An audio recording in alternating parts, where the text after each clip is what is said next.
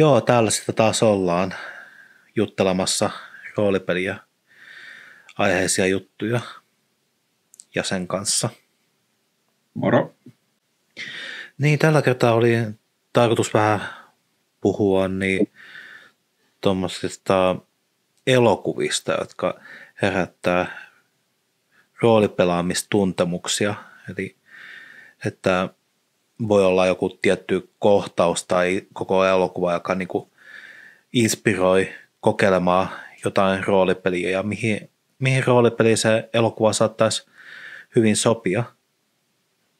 Ja niitähän on roolipelejä tosi monenlaisia ja elokuviakin, mutta niissä selvästikin on joku semmoinen korrelaatio, että missä ne yhdistyy semmoinen, no jotkut leffat vaan yhdistyy paremmin sellaiseen roolipelitunnelmaan ja fiilikseen kuin toiset. Ei mulle esim. Marvel-leffoista hirveästi, vaikka on mä pelannut jotain supersankaripelejä, niin ei niistä silti tule sellaista fiilistä. Ne ei ole ohjattu ja mietitty ihan sillä ajatuksella. Olisi joskus kiva kokeilla Aberranttia, mutta se nyt ei ole kuitenkaan semmoinen, mistä mä hirveästi tiedän se aihe, että supersankarit, niin johon mä oon lukenut joitain sarjakuvia silloin tällöin, mutta siinä se vähän jääkin. Ja niihin on jotenkin vaikea samaistua, kun niillä on yleensä se joku yksi juttu, mitä ne tekee, ja ne on just niin isoja hahmoja, että niitähän voi verrata johonkin D&Dn 20-levuisiin hahmoihin melkeinpä. Pitäisikö aloittaa ihan tällaisesta täysin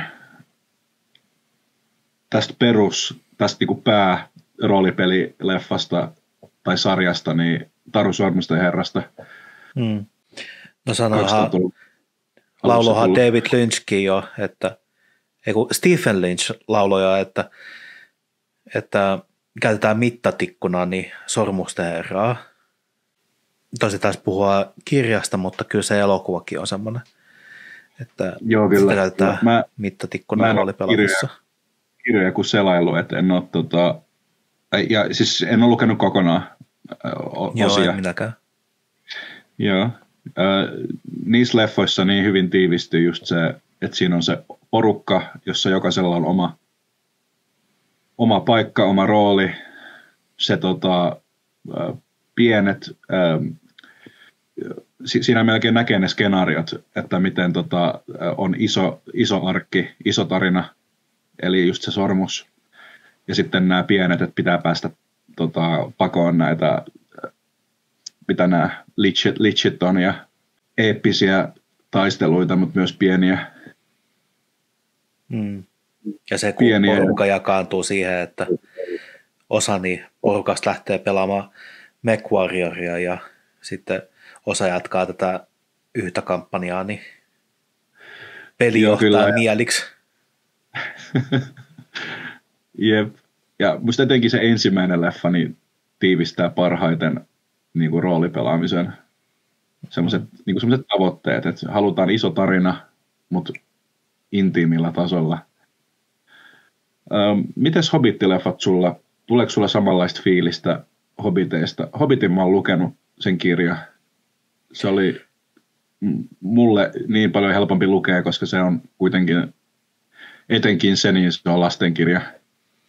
Kyllähän sitäkin tulee katsottua silleen, kun haluaa jotain innostusta illan fantasiaroolipeliin, niin sitäkin tulee katsottua silloin tällöin. Ja siinä etenkin Hobbitin ekassa osassa siinä alussa, niin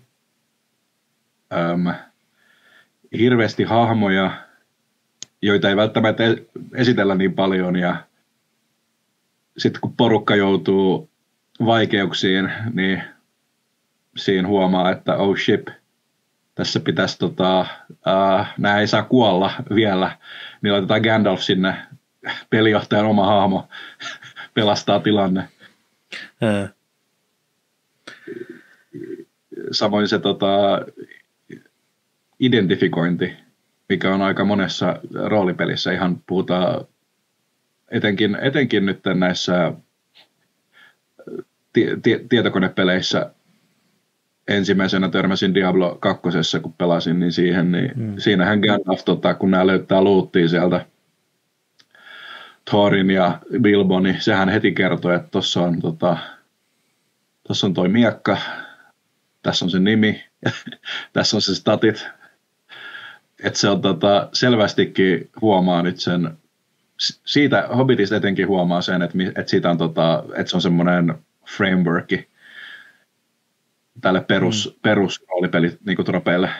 Joo, se taisi olla jotakin tolle, kun taikaisineet on tommosia hyvin kertakäyttöisiä tai sillä, että niitä vaihdellaan kuin sukkia, niin saisi olla niin kuin roolipeleissä vähän niin kuin sillä jotain, niin kuin, mitä sen nyt sanoisi, niin yksilöllisyyttä niissä taikaisineissä, että tämä ei ole pelkästään jousipyssy, tämä on Legolaksen jousipyssy, joka antaa +2 siisteyteen.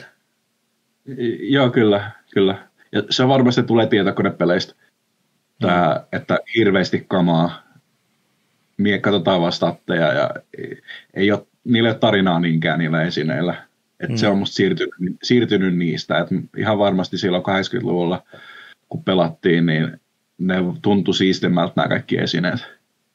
Jeps. Kun ei ollut vielä crunchia, number crunchia, tämmöiset niin kuin DPS-mindsetit, niin ollut vielä niin juurtunut niin kuin pelaajia ja pelinpitäjiin. Mä ainakin pelinpitäjänä olen saanut monta kertaa noottia siitä, että mut tulee ihan liikaa esineitä. Ihan liikaa niin kuin kivaa luuttia, kivaa kamaa, että ei tunnu enää erikoiselta. Jeps. Ja eihän se tavara saa myöskään olla silleen, että okei, nyt on mahtiponttinen seikkailu siitä, että kuinka me käydään kaupasta ostamassa tämä uusi miakka. Siinä täytyy olla joku tommonen niin, tarina sillä, että miten se miakka päätyy ylipäätänsä tuonne peliporkan näppeihin, eikä vaan, että se jostain kaupasta hommataan. Niin se vähän vie sitä fiilistä siitä. Niin, kyllä. Ja totta kai monen session aikana taitava pelaaja niin pystyy, ja se ihan taitava porukka niin pystyy kyllä luomaan hyvin muistettavia esineitä. Kyllä omissa peleissä on syntynyt moni taikaesine ihan vaan siitä, että se on ollut pitkään mukana, se on nimetty, sillä on laitettu, se on saanut oman tarinansa siitä ja oman painonsa, että ei sellaiset asiat lähde vaihtoon niin helposti. Mites laittaisit se samaan suoneen kuin Taru Sormusten herrasta, niin vanhat Star Warsit, alkuperäinen trilogia. Nehän on kuitenkin fantasiaa enemmän kuin skifiä. No aivan, että no mä ehkä niissäkin, joo. Mieluusti pitäisin nää kuitenkin sillä, että mä en vertailisi niitä, koska Star Wars oli se ensimmäinen juttu, joka niinku nörttikulttuurista kolahti niin lapsena, ja kun sai kuulla, että hei, tässä on tämmöinen valomiakka, niin joo, siis kyllä. Hauska fakta, mä näin ihan ensimmäisenä episodi 1. Mä kävin mun Fajan kanssa katsomassa, ja sitten se oli silleen ihan, että ai, sä et ole nähnyt niitä oikeita. Sitten se vuokrasi ne alkuperäiset vanhat, ja sitten me katsottiin ne about putkeen, niin sain ne sitten siinä. Missä on niin loistava, niissäkin on loistava setappi, ja pieni tarina alkaa. Mikä tämä fantasiatrope, että sä oot ei kukaan, jolla on kuitenkin kutsumus, se Luken tarina. Sankarimatka. Kyllä sankarin matka, ja siinä ekas leffassa etenkin se koko arkki, että se olisi semmoinen, mihin pitäisi tavoitella niin kuin jokaiselle pelaajalle, että on iso merkitys ja hahmo muuttuu. Ja totta kai sitten loppuun kohden niin Luke muuttuu aika paljon. Ihan viisaammaksi ja vahvemmaksi ja siinä on niitä houkutuksia tien varrella. Tollaista sen pitäisi olla. Kyllä mä ei tule ehkä suoranaisesti roolipelifiilistä, mutta inspiraatiota ainakin Star Warsista myös. Onko sulla muita? Se tuntuu siltä, mutta mä tykkään eniten, mä tykkään noista virallisista Dungeons and Dragons elokuvista myöskin, että mä oon nähnyt sieltä loppupuolelta enemmänkin, että toi Book of Wild Darkness löytyy omasta hyllystä, niin se on vähän samoin, tuntuu, että soolopeli enemmänkin, että siinä ei ole niin kunnollista ryhmää, mutta siinä on jännä toi tarina siinä kolmannessa Dungeons and Dragons elokuvassa. Wild Darkness. Olen nähnyt vaan sen ihan ensimmäisen. Se, missä on Jeremy Irons. Jeremy Irons, kyllä. Se on tosi... Mä omistan sen leffan niin kuin 3 eri versiosta, ainakin omistin, en ole ihan varma. Mä olin kyllä aika fani. Ihan guilty pleasure mielellä. Onhan se silleen huono elokuva, mutta no se mikä Dungeon Seat sentään on. Herra Jumala. Sehän on Uwe Bollia. Jep. Se koko leffa, se ensimmäinen Dungeons and Dragons, onko se 2001 tai... Sehän tuli vähän ennen, pari vuotta ennen Lotria, niin... Siinä kyllä... puoli vuotta taisi tulla ennen Lotria. Ja ihan samalta siinä kuitenkin... vielä. Samalta firmalta. Siinä tulee kyllä semmoinen fiilis, että siinä on otettu... Ohjaajahan on itse pelannut D&D paljon ja se oli ostanut ne oikeudet siihen ja se oli se ensimmäinen ja vissi ainoa leffa, minkä se oli koskaan tehnyt. Et siinä mielessä ihan hyvä, mutta siinä tulee sellaista fiilistä, että se jäbä on selvästikin jotain omaa kampanjansa tai pelinsä siinä laittanut niinku valkokankaalle. Jeps. Et siinä mielessä on kyllä ihan mielenkiintoinen saavutus, mutta ehkä ei ole kuitenkaan semmoinen, mitä... On kuitenkin iloinen, että leffa on olemassa. Kyllä se on... Musta tuntuu, että se vaan paranee vuosi vuodelta, kun se, ne efektit vanhenee ja se näyttely rupeaa. Kyllä mä näen siinä sitä potentiaalia.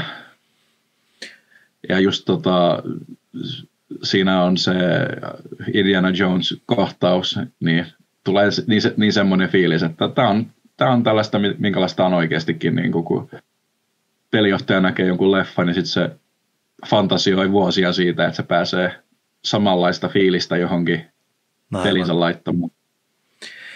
Onko mitään tuommoista TV-sarjaa muuten, joka olisi vähän sama tyyppinen kuin jonkinlainen hyvä dunkkukampanja? Apua. Mä ajattelin tässä asiassa vaan leffoja, mä en oikeastaan sarjoihin niin paljon. Tuli vaan niin mieleen, että kun... Kyllä tulee. Ja todellakin se episodinen eteneminen sarjoissa, niin se on lähempänä roolipelejä. Että voisi ajatella, että semmoinen kuin... Oletko sä nähnyt The Green Knight-leffan 2021 vuodelta? En ole nähnyt. Siinä on Dev Patel tuosta Slumdog-miljonääristä, se intialainen näyttelijä, ja se kertoo, se on se, onko se nyt joku, kuitenkin kuningas Arturi samaa suonta tarinaa, niin se on aika uusi leffa, ja se oli tosi hyvä. Sitten tuli roolipelifiilistä, vaikka roolipelifiilistä. Mutta siinä on tosi hyvin kauhua ja toimintaa ja semmoista tunnelmaa. Suosittelen katsojille ja sulle jos ette ole katsonut, niin oli tosi hyvä leffa tämmöisistä uudemmista. Ja vielä yksi juttu olisi, miten se uusin D&D-leffa? Honor Among Thieves. Se pitäisi jossain vaiheessa katsoa. Noniin. Se on kunnon sellaista vitosedikkaa D&Dtä, mutta se on tosi viihdyttävä leffa. Vähän tulee Marvel-leffa vibat siitä. Ihan niin kuin pääsääntöisesti hyvässä eikä pahassa. Kyllä se kannattaa katsoa. Se on hauska. Se on hauska ja viihdyttävä. Siinä on sitä toimintaa ja seikkailua. Mihin me nyt mennään seuraavaksi. Kun seikkailusta puhutaan, niin silloinhan tulee aina toi Indiana Jones ja jokin mieleen. Mutta löytyykö sillä jotain hyvää roolipelivastinetta? Tuostahan saatiin niinku tuommoinen TSR:n Indiana Jones, virallisesta Indiana Jones-pelistä, niin tuommoinen kiertopalkinto Diana Jones -niminen palkinto, mutta se ei nyt oikein ollut se itse peli muuta kuin pitkä vitsi. Sitten West End Games siis tuli toinen peli, joka mulla löytyy hyllystä, mutta sekään ei ollut hirveän semmoinen, että se niinku herättäisi tunteen, että tämä on niinku Indiana Jonesia. Kun Indiana Joneskin on niinku, se pohjaantuu siihen nostalgiaan, mikä Spielbergillä ja George Lucasilla oli niinku pulppiin. Ja just puhutaan näitä vanhoja sarjakuvia, vanhoja sarjoja. Joo, ja niihin liittyviä tuommoisia, kun elokuvateatterissa oli tuommoisia, niin vähän niin kuin TV-sarjoja, siihen aikaan TV-sarjoja, että niitä niin kuin jatkettiin niitä tarinaa sitten aina cliffhangerin jälkeen. Vähän niin kuin trailerit, jossa on se oma pikku tarinansa, joka aina jatkuu. Koska ennenhän käytiin kuitenkin leffassa aika paljon, kun siellä pyöritettiin uutisia kanssa, kun ei ihmisellä ollut telkkaria. Joo. Mutta en ole törmännyt mihinkään, mikä suoranaisesti, kyllä niitä on, mutta ne ei sitten ole niin tunnettuja, että mutta on todellakin ottanut sitten, sitäkin on niin paljon, niistä saa niin paljon inspiraatiota, just se arkeologia ja ansat, etenkin ansat. Niin Indiana Jones on kyllä ihan ehdoton noissa. Tietenkin on muitakin leffoja, mikä se Da Vinci Code ja National Treasure-sarja, niitä siinä on vissiin kummassakin 2 leffaa, niin ne on niissäkin on sitä samaa.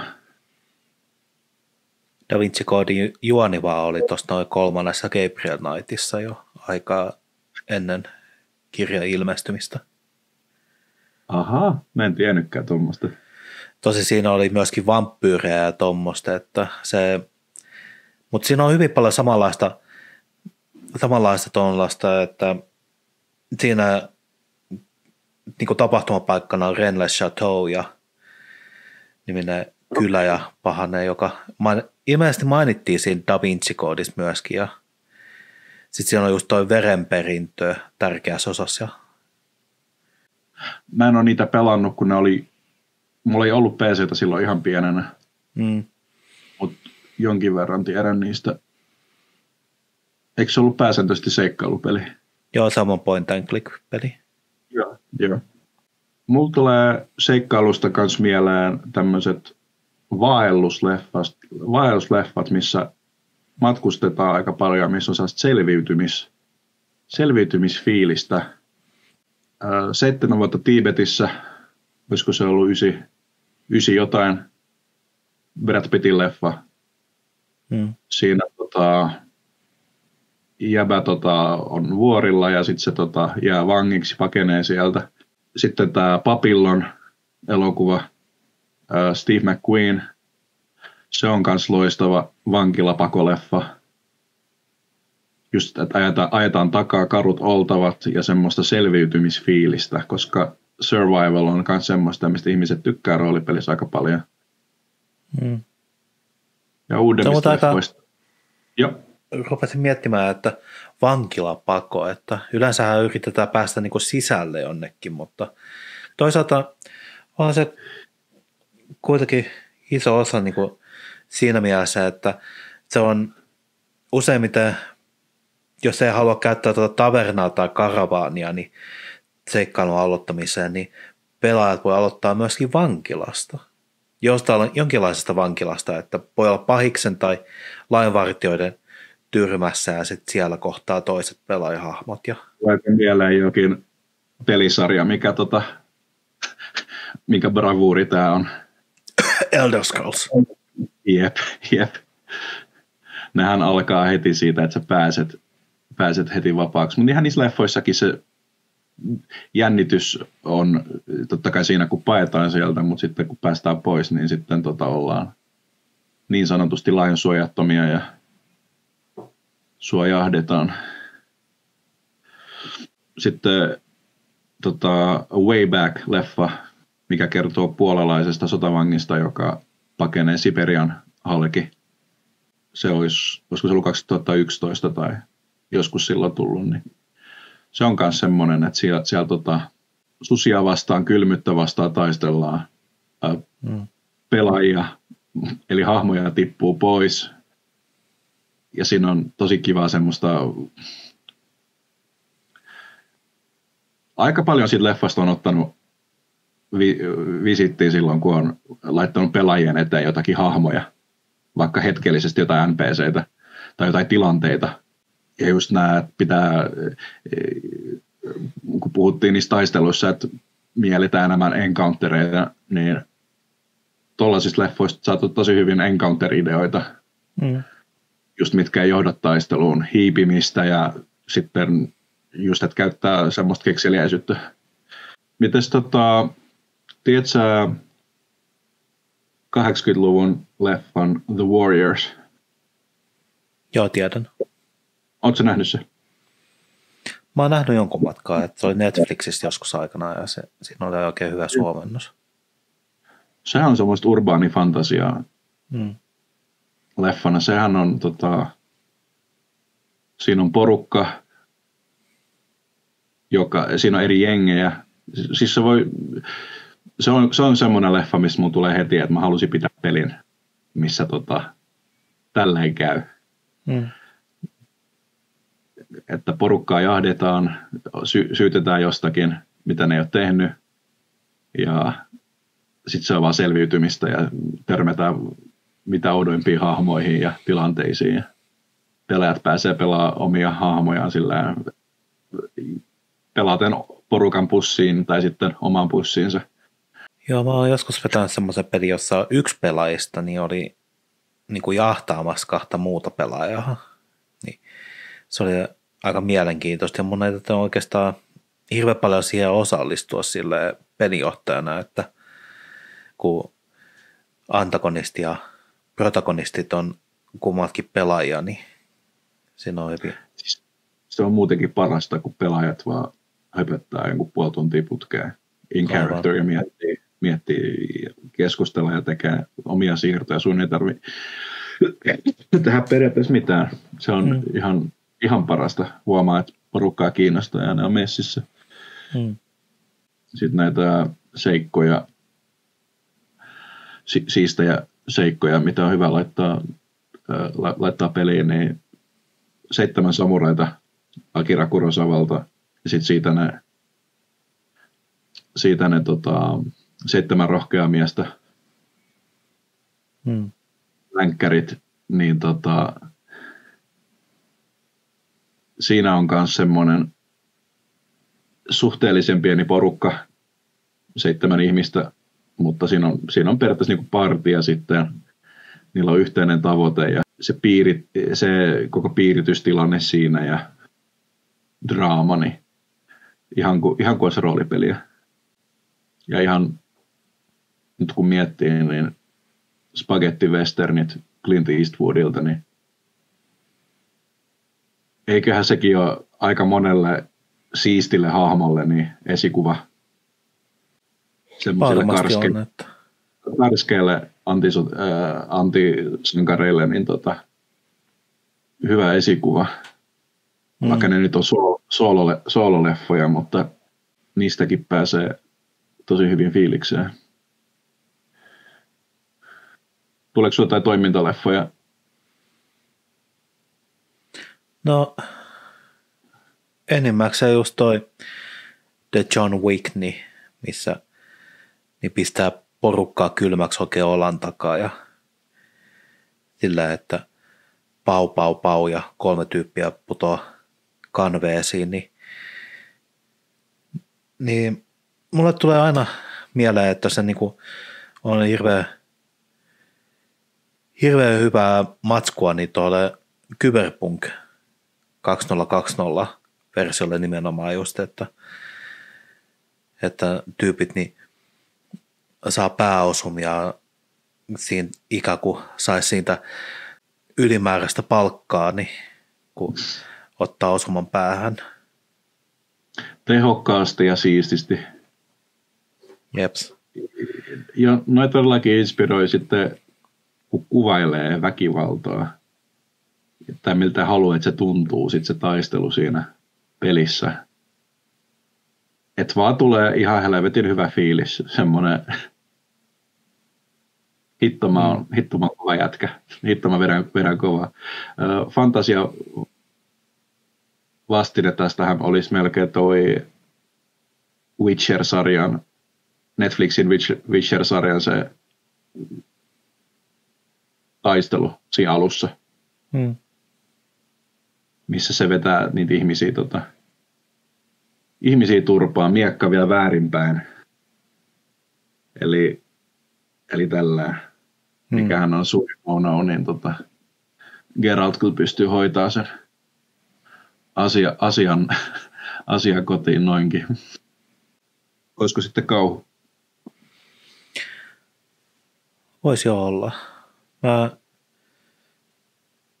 Ensimmäisenä tuli mieleen tuosta noin The Rec-elokuva, kun siinä oli juttua myöskin roolipelaajalehdessä, että tämmöinen elokuva on ja että miten hyvin se sopeutuu roolipelikäytäntöön, niin siinä esimerkiksi, että aikaisemmassa vaiheessa elokuvaa niin joku kahlehdittaa tuommoinen porraskäytävään, niin sitten kun myöhemmässä vaiheessa ne yrittää mennä sitä portaita alaspäin ja paeta sitä kautta, niin siellä on se tyyppi, joka oli kahlehdittua siihen portaisiin, niin se ei päästä niitä enää etenemään, kun oli muuttunut zombiksi. Et ei tunnelman puolesta, vaan ihan sen niin kuin tarinan, tai siis sen setupin puolesta. Joo, siinä on samalla hyvin rajattu niin tapahtumapaikka. Se on vähän niin kuin kauhupelit, oi sitten niin kuin Cthulhu-pelit varmaan pääsääntöisesti. Niistä ei ole mitään varsinaista leffaa tullut. On tullut, mutta ei mitään semmoista oikein mainitsemisen arvosta, että pikemminkin se fiilis niistä ja se teematiikka on ollut enemmän läsnä sitten. Joo, Carpenterin toi maailmanloppu-trilogia niin on hyvin kuthulumaisia. Joo, kyllä. Se on hyvä soida sellaista. Ja roolipeleissä muutenkin kannattaa aina ottaa visittiä Lovecraftista, kun luo jotakin isompaa kauhua kampanjaa. Niinhän kaikki tekee. Onks The Thing osana sitä maailmanlopputrilogiaa? On. Se on se ensimmäinen osa siitä. Noniin. Se on ihan tosi kauhuroolipelinä toimiva setappi siinä. Jos siinä ei ole sitä avaruusalusta siinä elokuvassa, niin mä olettaisin, että se olisi joku tommonen spin-offi tosta In the Mountains of Madness Hulluuden vuorilla -novellista. Joo. Siinä on, joo, mä oon lukenutkin, että ne on selvästikin samasta puusta veistettyjä. Niin sanotusti. Mites Alien, tuleeko sulle siitä, inspiroiko se sua jotenkin? Saat sä Alienista roolipeliviboja? No tulee aina into niin kuin tehdä tuommoinen skenaario, jossa niin hahmot niin yrittää metsästää sitä alienia ja alukseltaan pois ja jotenkin saada, niin, kuten ykkösessä, niin se, ja varsinkin se ilmastointikanavan kohtaus, niin se oli niin tunnelmaa voi leikata melkein niin jollain katanalla tai jotain, kun on niin jännä. Joo, klaustrofobia ja ylipäätään se, että sä et pääse pois sieltä. Ja kun paniikki kasvaa. Ja kaukana kotota ja just se niin kuin Thingissä, niin se vaaran tuntemattomuus. Että sun pitää selvittää, mikä tää oikein on meillä vastassa. Ja voisiko Predatorinkin laittaa tähän samaan syssyyn? Toki siihen on vähän niinku ryhmä ja tehtävä. Testosteronia vähän lisää kuitenkin. Joo. Tuntuu vähän siltä, että jos Predator olisi niin tuommoinen roolipelikampanja, niin se olisi vähän silleen, että se niin kuin muuttaa genreä kesken leffan, niin se on vähän silleen, kun pelijohtaja niin kuin yrittäisi miettiä, että mitäs mä saisin nyt jännitystä tähän näin, niin sitten vetää maton alta pelaajilta. Pelijohtaja jaksaa, tai vihaa, parempi vielä, että se vihaa pelaajiaan ja haluaa joo, saada. Että tämä kohtaus, tämä hyökkäys tänne kylään, niin se piti kestää monta pelikertaa, niin sitten te hoidatte sen niin vasemmalla käydellä. Täytyy keksiä joku pian pahempi vastustaja teille. Toikin niin kuin on niin luonnollinen eteneminen monessa pelissä. Mites The Shining? Kun puhutaan sellaisesta enemmän henkilökohtaisesta kauhusta, mä laitan tosi usein mun hahmoille, ei mun hahmoille, vaan mun pelaajille niin kuin näkyjä tai kuvitelmia, mitä ne vaan näkee tuomaan kauhua peliä. Joo, sehän on semmoinen, mitä pitäisi kuvailla toi mielenjärkkyminen Cthulhu-peleissä. Joo, kyllä. Niin aika paljon on käyttänyt ja just tulee mieleen Shiningista ne Jack Nicholsonin kokemat harhat ja myös se ilmapiiri, minkä se luo, niin sen pystyykö sanoilla ja myös ehkä vähän taustamusiikilla niin luomaan semmoisen epämukavan fiiliksen pelaajille. Sitten kauhun kuvailussa ja semmoisessa, kun halutaan järkyttää pelaajia, niin Hellraiser-sarja, etenkin 2 ekaa osaa. Siinä miten niin kuin, ällöksi ja veriseksi ja K-18 meiningiksi voi mennä, niin mä ainakin otan aina alitajuisesti, kun mä katson ne leffat uudestaan, niin mä otan aina siitä jotain korvan taakse, mitä mä haluan hyödyntää jossakin. Kyllä ne pehmeän paketin sen seikkailu lisäosa, niin se seikkailun, niin nämä seikat, niin ne menee aika synkille poluille. Ja se pahis onkin vähän semmoinen ehkä, mistä voisi löytää jotain yhteyttä niin Hellraiseriin ja niihin Cenobiteihin. Siinäkin on se, Cliff Barker on kuitenkin ihan oma tyyppinsä, mutta kyllähän sekin jatkaa Lovecraftin jokseenkin, niin Lovecraftin sitä työtä omalla kauhullaan. Jep. Tuleeko sinulla jotain kauhuleffoista jotain uudempia mieleen? Puhutaanko nyt 10 vuoden aikaa, 10 vuoden ajalta. Joitakin, mistä sulla olisi tullut, mitkä olisi ollut sulle inspiroivia. Ei. Tiedätkö sä Netflixin The Ritual-leffa? Joo, sen mä tiedän.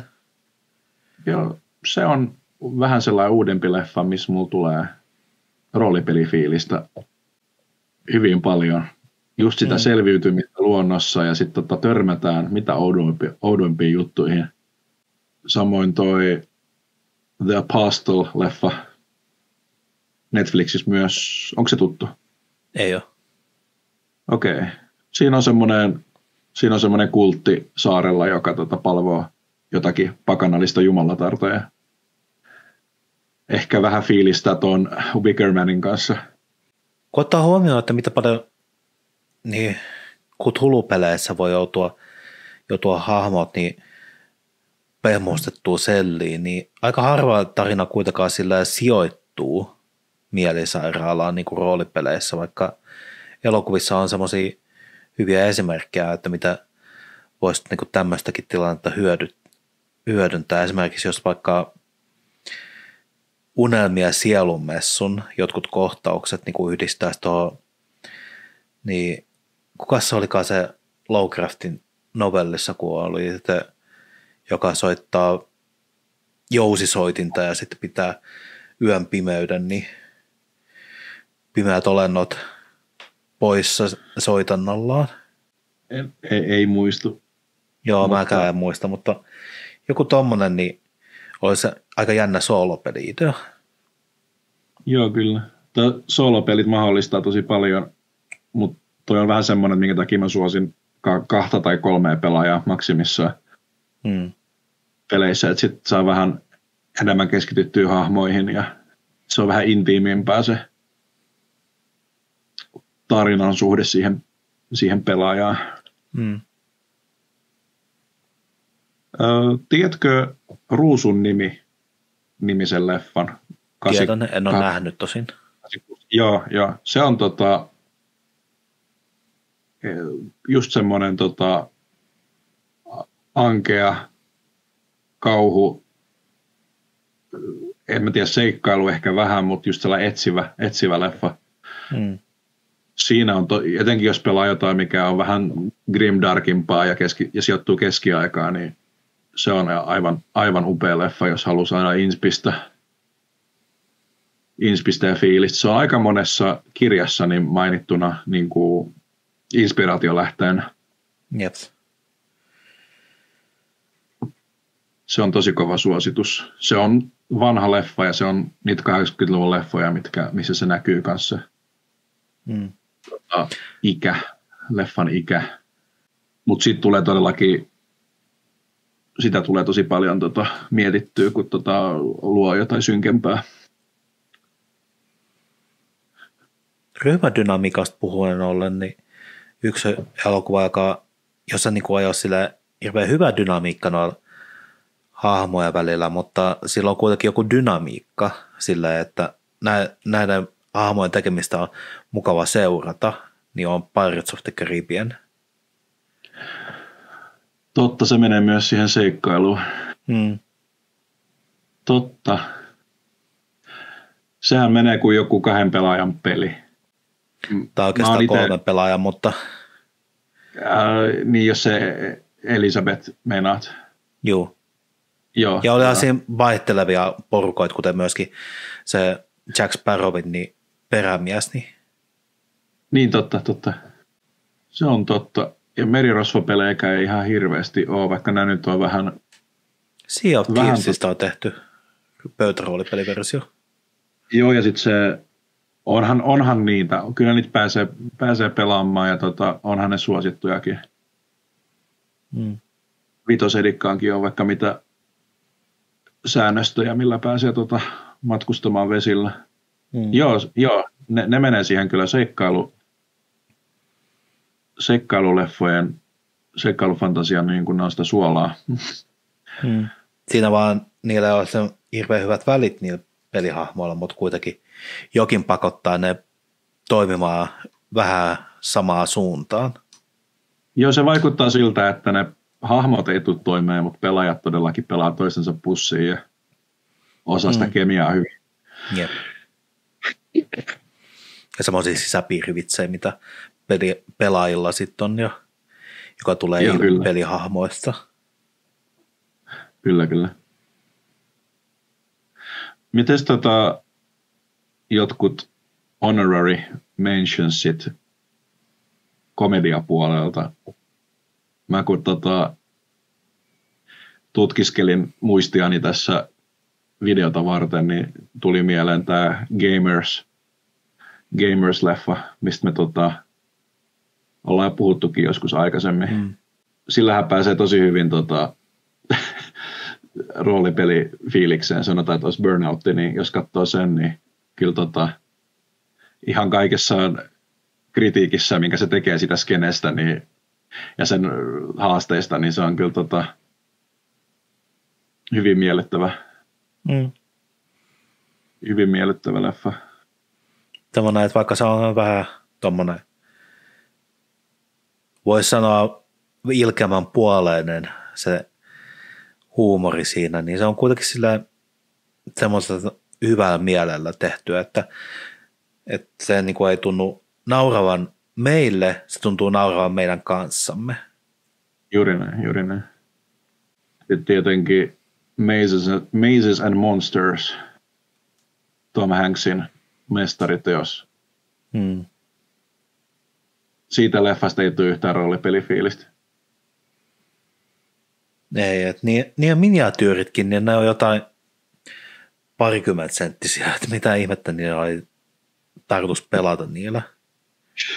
Joo, ja just sitä Satanic Panic-meidinkiä. Suuri osa niistä D&D- tai roolipelileffoista 90- ja 80-luvulta, niin ne on sitä, että yritetään sillä ratsastaa joku, joka ei ole pelannut koskaan, tai sitten tiedätkö, että sillä ei ole mitään tekemistä roolipelien kanssa. Ja just viitataan mielivikaisuuteen, että roolipelit voi aiheuttaa sulle jotakin MT-ongelmia, niin kuin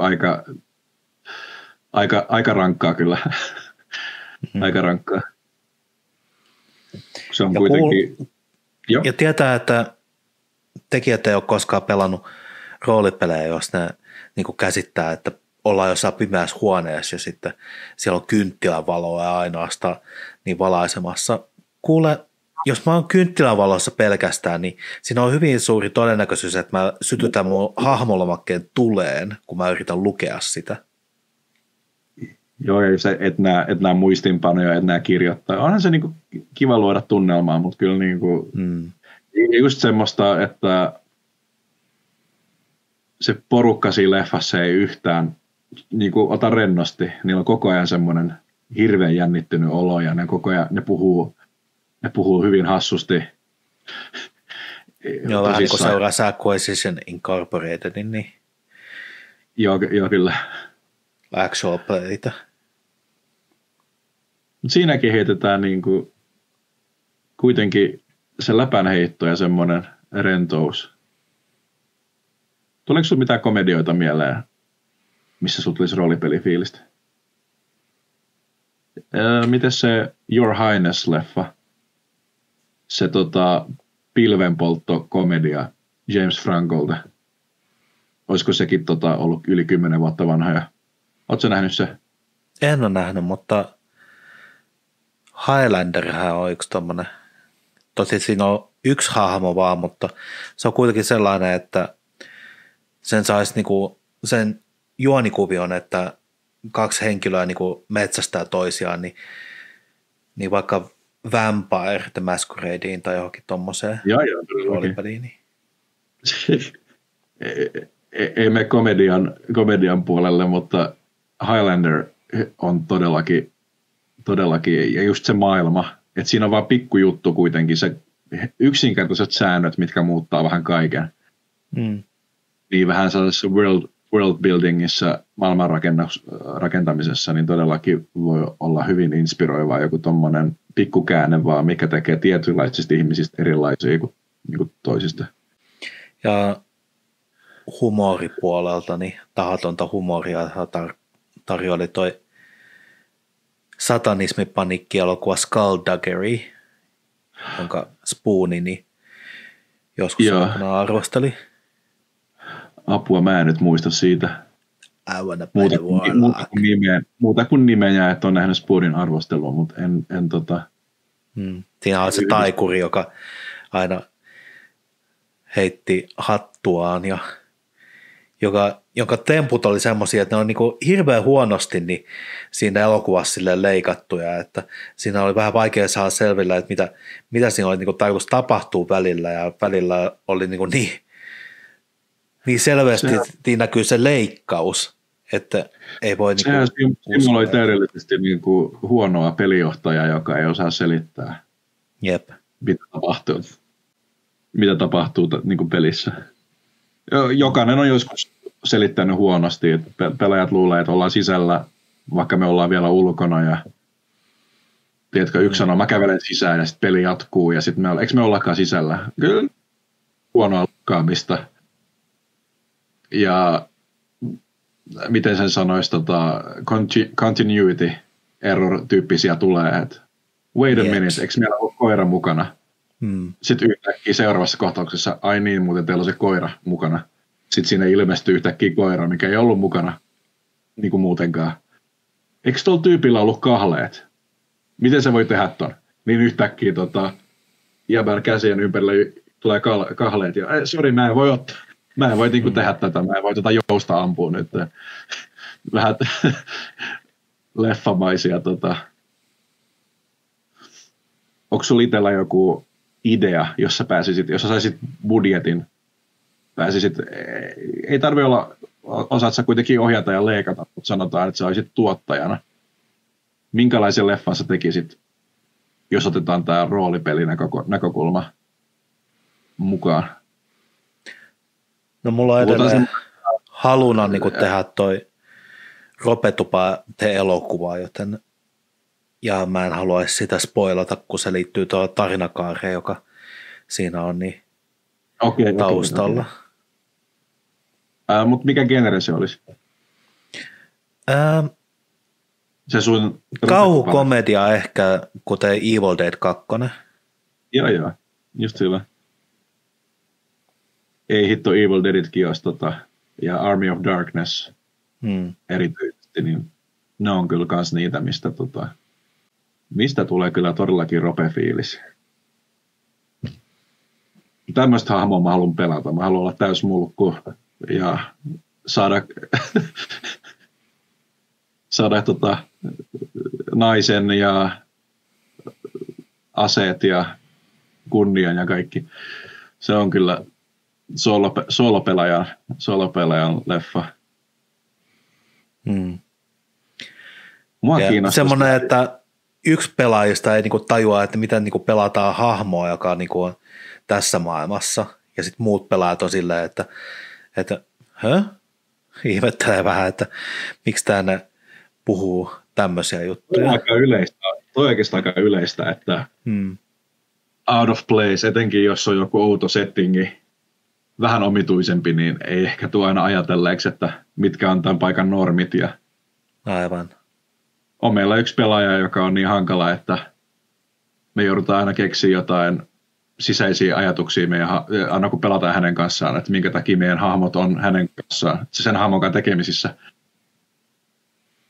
Koska meillä oli 2 pelissä jo käynyt niin, että mä joudun esim. Vaihtaa yhdessä pelissä hahmon kokonaan, koska mä en mitenkään nähnyt, että se hahmo olisi tehnyt yhteistyötä hänen kanssaan, niin sitten se lähti pois ja mä teen uuden hahmon ihan vaan sen takia, koska siitä ei olisi tullut mitään. Jos mä olisin siis niin kuin aidosti pelannut sitä mun hahmoa, niin kuin mä olin ajatellut.